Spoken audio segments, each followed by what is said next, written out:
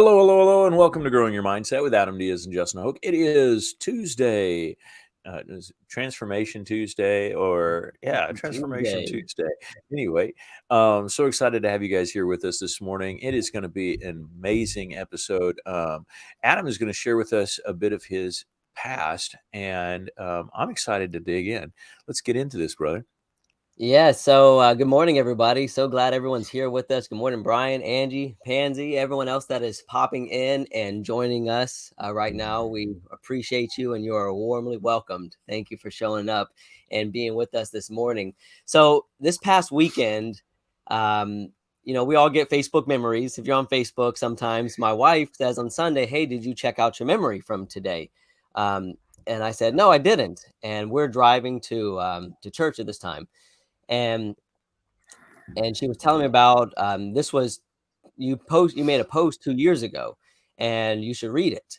And so this is where this stems from. I read this post and it pretty much brought me to tears and just stirring up all past memories of some of the things that has happened to me in my life over the last couple of years. And it's crazy to think back that this was such a short time ago. Like, these things actually happened to me. But I do want to kind of talk about them a little bit. And because, when we look back, there's something about hindsight.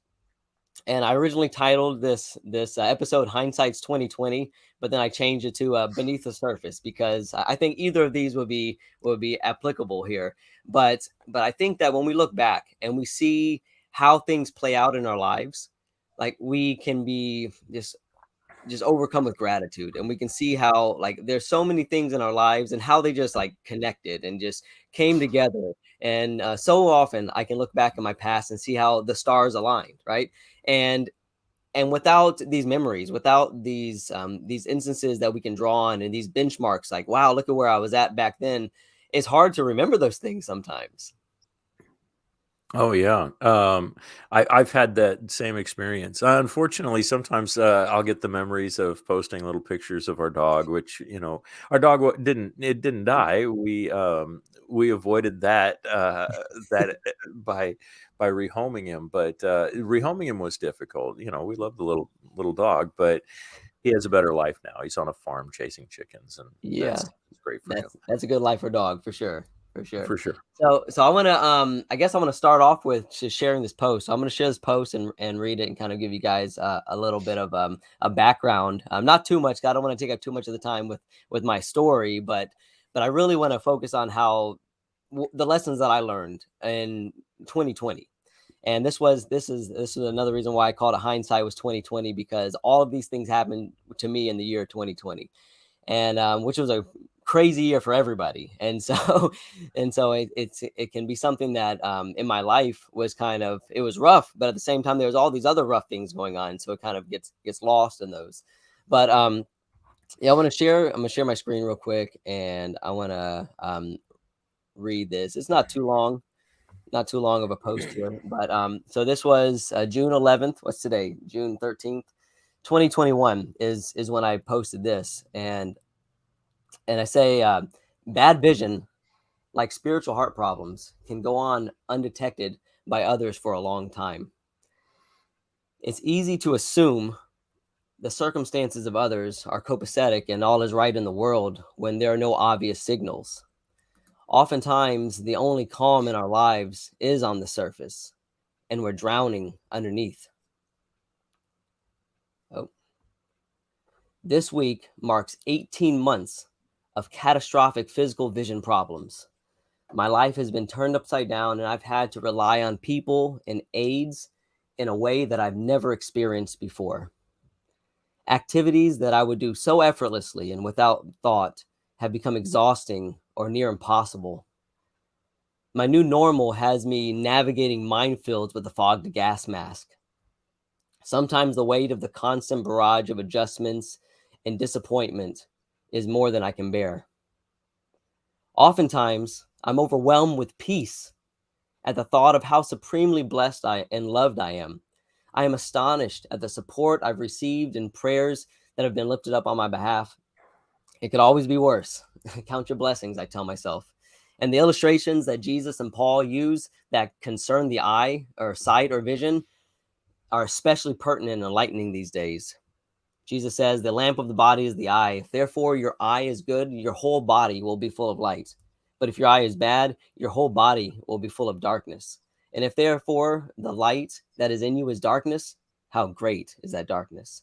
And Paul also says, "For now we see in a mirror dimly, but then face to face. Now I know in part, but then I shall know just as I also am known." And in a few days, I will be having cataract surgery that will restore my vision to a semblance of normalcy. I will still bear the scars of this battle and will not enjoy the sight of my youth. But if the Lord wills this to be a success, I will do my best not to take these simple things for granted. Life is but a vapor. Cherish the small things and keep your sights set on your true priorities. A little positivity goes a long way. Enthusiasm is contagious. Pass it on. Prayers are appreciated. And here's a few of my pictures that I had posted here. I was in and out of the hospital or the eye clinic for a while, for about 6 to 8 months. And here's to the right there. I was playing Battleship with my daughter because that's the only position my face could be in for several weeks. And here's some other ones here. But I wanted to share this because I forgot about this, honestly, this post. I mean, I didn't forget about it. And of course, these things are always in the back of my mind, but life goes on. And, ultimately, spoiler alert, things worked out. The cataract surgery went phenomenal. I've made I guess a 100% recovery as far as I'm concerned.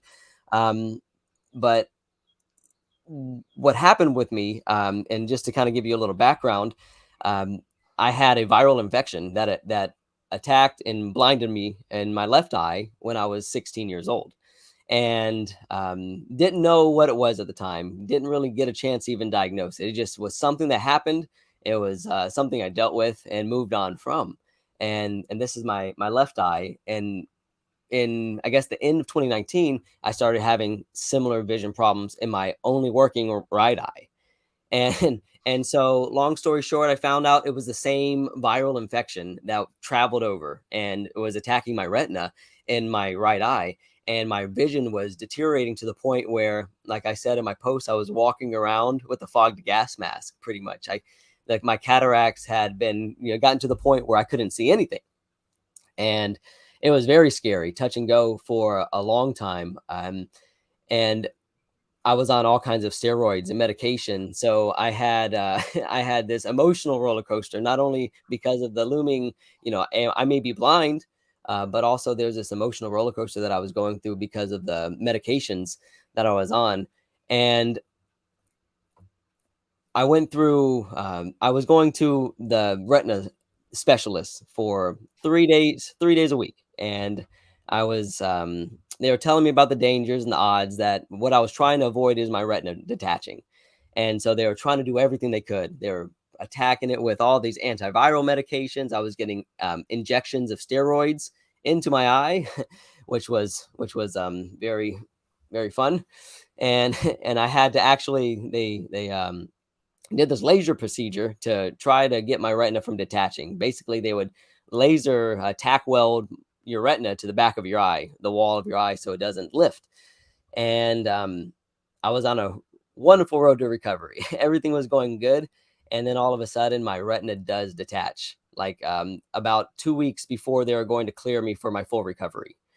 And so like this was going on for 8 months or so, 6 months, and then finally my retina does detach, and I have to go through pretty much start from square one again, and I have to go and put do a retina reattachment procedure, and then I'm face down for 6 weeks, pretty much on bed rest, and all along this is going on. I have my family, I have my business, I have all of my church family. There are so many people that depended on me, and this road to recovery seemed like it was never going to end. And then as soon as my retina was finally clear, the cataract started aggressively, I guess, progressing, and to the point where I could only see something if I held it up to my face right here. Like that's the only thing, and glasses wouldn't fix it. And I couldn't drive anymore. I had, thank God, I had dark mode on everything, so that was a help. But big screens help also. But I eventually had to go in for cataract surgery, and this is where I post right now, looking back at all these things and looking forward to, because with cataract surgery, it's supposed to clear it up. It's supposed to make it where I can see again, and only having to use reading glasses to see, short distances. And what a phenomenal change when it actually happened. And the surgery was a success. And looking back at these things, there's so much mindset lessons that I can pull from this, that I have pulled from it, and that I didn't even realize that this was actually the stepping stones, for this podcast. Yeah, that's amazing to that not only I mean, I can testify, and I think that most of the folks listening can testify that, over the last year, um, our lives have been by impacted by the things that you've shared with us, and the things that we've been able to share together with folks. Just the I know that I'm better because of it, and just thinking back that had the doctor done the surgery, but had it not been a success, um, I'm sure that you'd still be on a path, a positive mindset path, but it would be completely different Completely different. because you'd be learning how to live um, without sight. And I mean, there's lots of people, and there's been some positive mindset people who have done that, but um, it's amazing to get to sort of get a glimpse into the journey that you went on, and be able to see that not only thankfully that it worked out, but you know as you're posting, as you're going through it, we're getting a glimpse into this um, uh, optimistic this optimism that's still there in the midst of the fear, right? Because I mean, we can't deny, even when we say the obstacle is the path, or that we want to live in the gain rather than the gap.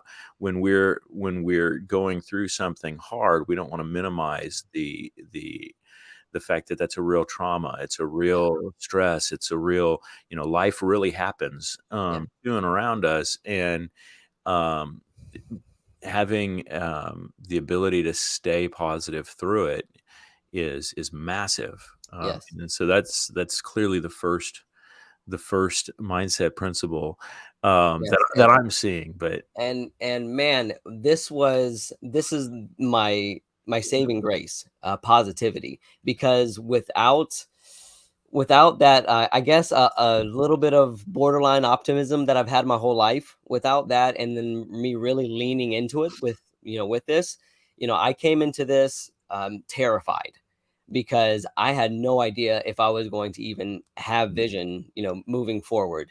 And like, I was to the point where I was, going and looking at these programs, researching these programs to learn Braille, and like, figure out how to do all these things before I went blind, at least have an event, something, right? And these are the things that are going on. But while I'm going through it, um, I remember going into the hospital. Well, it was a clinic. It wasn't a hospital. It was just a retina specialist clinic.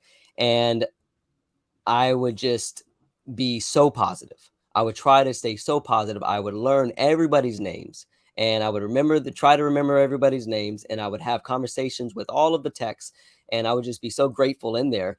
And what happened was that, you know, everybody loved to see me in there. Everybody loved when Adam was there, because um we brought, because usually what's happening when people are sick, they're not happy. They're not, and so they're usually dealing with, all kinds of depression and, different things on top of the bad health. And so I think by me going in with this attitude, I'm going to keep this positive. No matter what happens, it's all going to work out. I'm terrified. I might go blind. I may not. But it's not going to help anybody for me to be angry about it. And so that, just that idea of positivity is so important. It's so important, and it really helped me stay grounded with all of this, because it was dark, it literally and metaphorically, right? And it was, to the point, Justin, well, you could turn on a light and I couldn't perceive the light turned on, like unless I was looking directly at it. Like it was that dark. Oh my. It was crazy, crazy how the condition progressed. Acute retinal necrosis is what they diagnosed me with. Yeah, that sounds pretty scary. It was, but this idea of positivity, man, it was one of those things that I think that we have to lean into. Like we have to make it a decision to be intentionally positive. And when we are, it affects everybody around us. Oh man. Well, I mean, I just barely have a glimpse of what it's like to to to even experience the level of panic um, that that might occur when because on the one or two occasions that everybody knows I've got three little ones. Well, not so little anymore, but when they were little, I had one occasion where one of them took my glasses off of my nightstand, and I am blind without these things. I can't see a foot in front of my face. In fact, I mean, without them on, I can't even see the screen in front of me right now. And when I say that, I can see a blurred mix of Right, colors. right. And so to go a few hours without being able to find my glasses was terrifying. Um, and um, and really, it's like I can't drive to fix the solution. I can't. Um, and the only thing to do is to at some point get to the place where it's like, okay, it's time to stop panicking and control what I can control and not worry about what I can't control. And, I mean, and that's just losing a pair of glasses. So, I mean, I've not experienced the cataracts yet. Hopefully I don't, I'm not really wanting to experience that. But hey, I know it's something that happens, but, yeah, no, it's inspirational to hear how you went through that and how you approach that. One of the things that you mentioned in that post that really stuck out to me was that passage where Jesus is talking about the um, if if what comes into our eyes is darkness, the whole body is darkness. If what comes in is light, the whole body is light. And I was thinking what an important mindset lesson we have right there. The fact that how important it is to control what we allow Yeah, to come in through the senses, yeah, because each sense that we have is a gateway, right? A gateway to us, the real us, right? I mean, we're in these amazing meat machines called human bodies, and we have ways in which we interact with the world outside of these bodies. And each gate, whether it's the feeling gate, the smell gate, the hearing gate, the seeing gate, is a gate in which and I left out one. I think I mentioned four of the or three or four of the senses, but all five senses bring this information in, this stuff in. And yet Jesus is telling us very clearly, hey, if you're not gatekeeping, if you're not being selective about what you allow in, yeah. it's going to have very negative or positive. It'll have negative or positive responses on how um, on you as a whole, based upon what Certainly. you allow in. Certainly, and like that idea of your eye here, you can say perception, how you're looking at things. And, when we have a negative perception on things, on a life, those are the things we tend to attract. And when we have positive perception, positive outlook, those are the things we tend to attract. And not one time I had a bad experience in any of these, interactions with these doctors and staff and these things because I didn't allow myself to. Like some days I would have come in there and it was like they could tell. Like they could tell. Like I was just, I would take my vision test and it would just be worse. It wasn't getting any better. And my mom says she's crying right now while she's traveling. Don't get too if you got to pull over, pull over. But my mom, she was always, she was the one there. How was the vision test? Like, how did you do any? Are you getting any better? And for a long time, I wasn't getting any better, and I didn't know what was going to happen. And I started off this post by saying that bad vision, like heart problems or like things that are going on inside, whether it's spiritual or emotional things, they can go undetected by others for a long time because, we are oftentimes just so caught up in our own lives and people have no idea what's actually going on.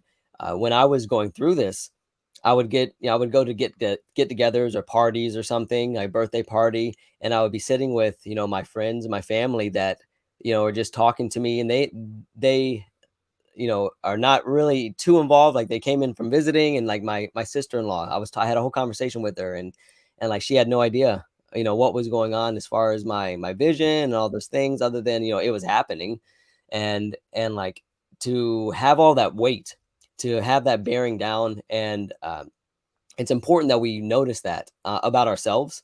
That there's things that people don't understand a lot of times, and vice versa. And I think that when we realize that we treat people with a lot more compassion and with empathy, and we really want to, there's a more of a, we want to make that connection.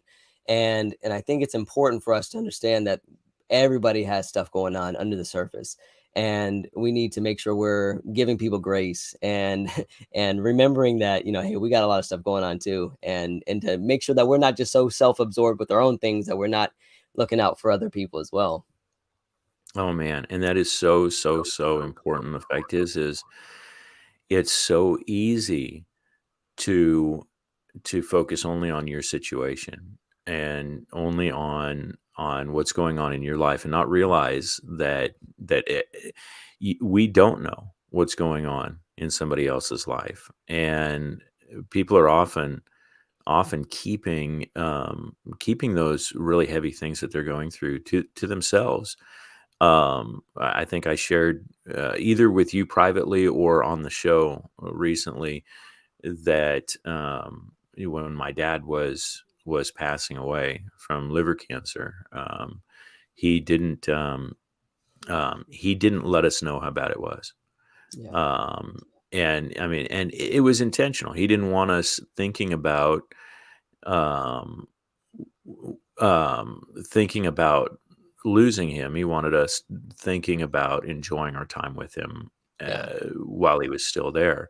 And I'm grateful for that. I mean, without letting me know what was going on, I mean, literally 1 month before he passed away, less than 2 weeks before he was in hospice and couldn't get out of bed. Um, he he helped me take couches to the dump because we were moving from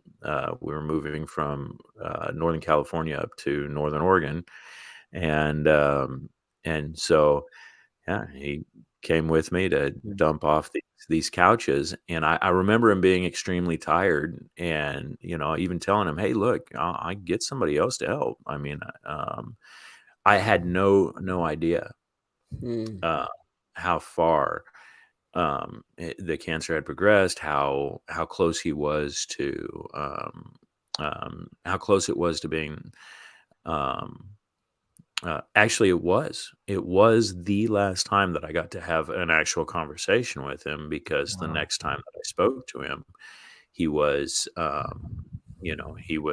he was bedridden and not able to communicate except for to you know, change his facial expression and maybe move his position in his Mm. bed. And so it's important to remember that we don't know what's going on. Yeah. So that person that rudely cuts you off in traffic, or that Yeah. person who um, i- you know does this or that just messes with your day. It may be a helpful thing to just imagine, what could this person be going through? Yeah. What could be going on in this person's life? For sure. And it's really important for us to remember that thing because so often we'll get caught up in our own stuff. And one of the things that, you know, that I did want to share before we run out of time, as we're quickly are here. But so there was this one moment, and I remember being in my bathroom, and just everything was kind of coming down on me, like the weight of it all. All the people I have depending on me. I have all my kids. I have you know my business, my brother. All of these things going on. My church family, these people that are depending on me, and I couldn't take it, and I just broke down right there on the bathroom floor. And I guess he was 7 at the time, my 7-year-old Titus, he comes in and he says he heard me and he said, "Dad, are you okay?" And I said, "Yeah, I'm okay, son. I'm just I'm scared, and I don't know what's gonna happen, and I don't know if I'm gonna be able to see, and I have all you guys depending on me." And and as I'm telling him this, he's patting me on my back and he said, "Daddy, are you thinking about the good things?" And this just brought me right out of that funk, because this is something that I said to him all the time, that I didn't even realize that I say to him all the time. And just to instantly realize that the things that I'm doing has this impact, and that it is sinking in. And you know it- that was a turning point for me, that I made a decision there that that I wasn't going to let this beat me, and that whatever happens, that I'm still going to be the person that is going to support my family, and carry on and carry these people that believe in me and that need me. And man, things like that, like, that's what makes it all worth it. Man, 100%. And the ability to get that confirmation from, especially our children, that they've been listening. And we've all had these experiences, right? Yeah, that brought tears to my eyes too. But I'm seeing all the comments in the, and that is, it is powerful, right? One of the most powerful things that we experience in this life is when a child responds back with a lesson that we brought them, um, and they're giving that back to us and saying, "Hey," I mean, because right there we know that we impacted their lives. We know Yeah. that it wasn't in vain. And it was half of that, and then the other half was this child who was picking me up, a grown man, "Get up, daddy, let's go," and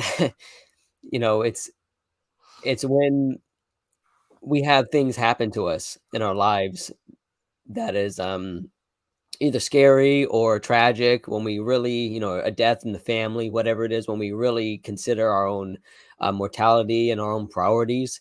And you know these people in our lives are so important to us, and are we acting like it? And this was a huge reminder for me, because I almost lost it all in one sense. I was thinking I never going to be able to see my kids grow up. I'm not going to see my daughters get married, and like, just thinking of all those things, and it can take you to a dark place.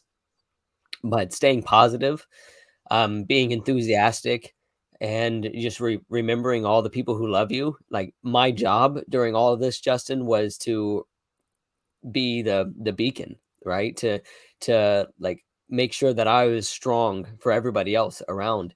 And I wasn't able to do it. I wasn't able to do it without everybody else that was around.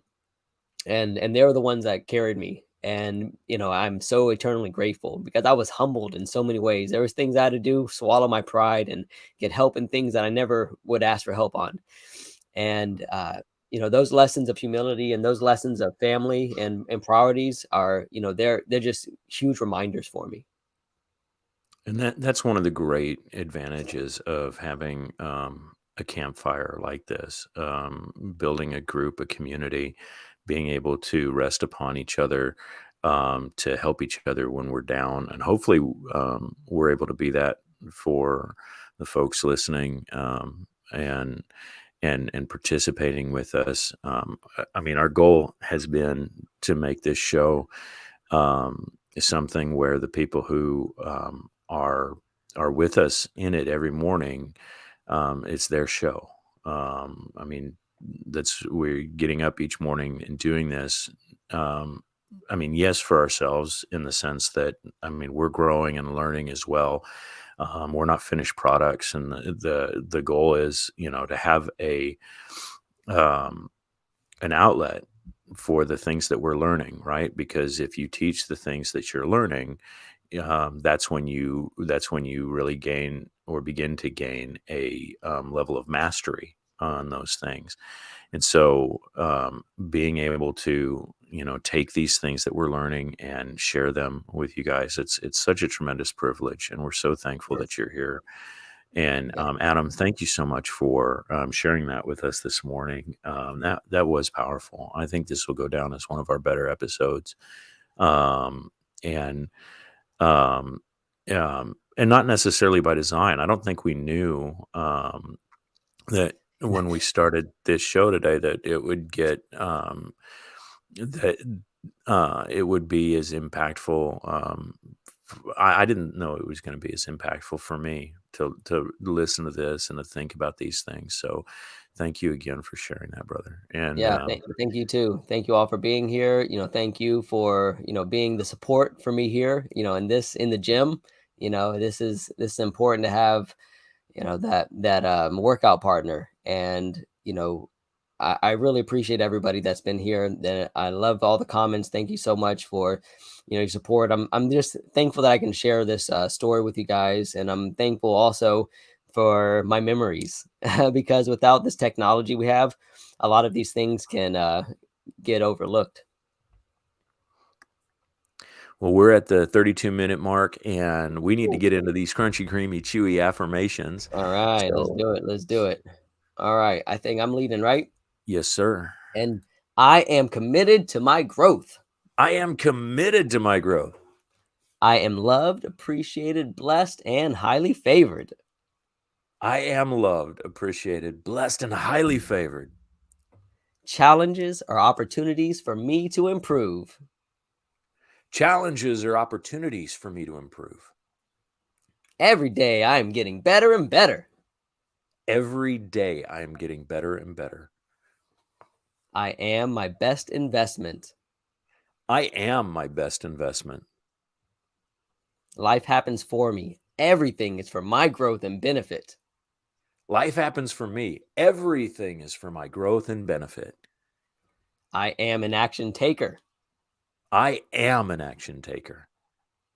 I am committed to being the most positive person that I know. I am committed to being the most positive person that I know. I am a fixer. I am somebody's answer. When you get me, you get everything that I'm connected to. I'm a fixer. I'm somebody's answer. When you get me, you get everything that I'm connected to. I am healthy, wealthy, and wise. I am healthy, wealthy, and wise. Let's Let's go. go. All right, you guys, have a crunchy, creamy, chewy Tuesday. It is going to be an amazing week. We've got a lot more coming up for you the rest of this week. We'll see you guys tomorrow at 7:30 Central Standard Time. The rest of the week, 7:30 Central Standard Time, right here in the gym, growing your mindset. And what are we talking about tomorrow, brother? So we're going to be talking about the wolves of Yellowstone. The wolves at Yellowstone. Yes, the wolves of Sweet. Yellowstone. Yes, yes. Pull some wisdom from nature. All right, what's LFG? What's that stand for? Let's go. Oh, let's freaking go. I get it. Okay, I love it. I don't think that's what Jason Knowing said. Jason, I imagine that the middle acronym might be standing for something else, but love you, brother. All right, guys. Let's Have a freaking wonderful go. day. We'll see y'all tomorrow. All right, we'll see you guys.